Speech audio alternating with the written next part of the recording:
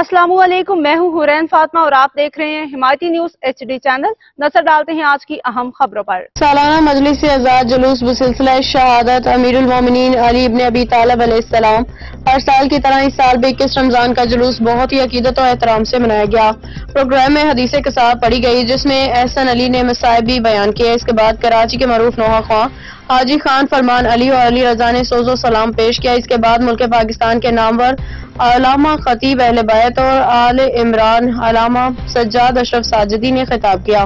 दौरान मजलिस फजाइल मसाइब बयान किए। अल्लामा सज्जाद अशरफ का कहना था, अली ने हमेशा तलवार अल्लाह के लिए उठा ली। खिताब के बाद ताबूत अमीरुल मोमिनीन अलैहिस्सलाम बरामद किया गया जिसमें कराची के मशहूर और मरूफ मातमी संगत आशिकान हुसैन दुआ सज्जाद अजा खाना जहरा ने मातमदारी की जुलूस बरामद हुआ, जो कि अपने मुकर्ररा रास्तों से होता हुआ अलमदारा पार्क में मजीद कॉलोनी इख्तिताम पजीर हुआ।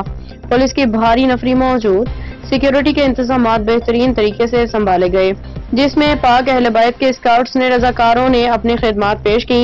बानी और सरप्रस्त बाबर अली गुलाब शाह पिस्टान हुक्म अली दल की report.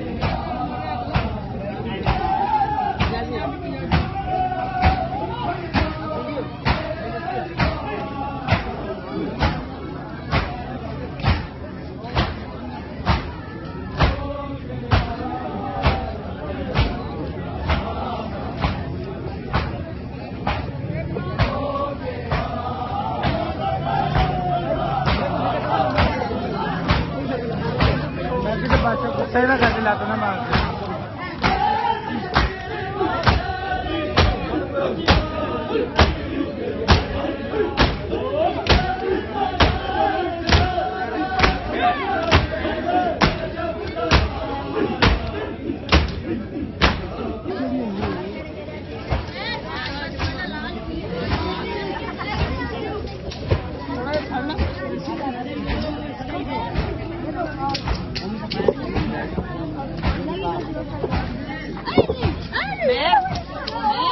Oh, you do the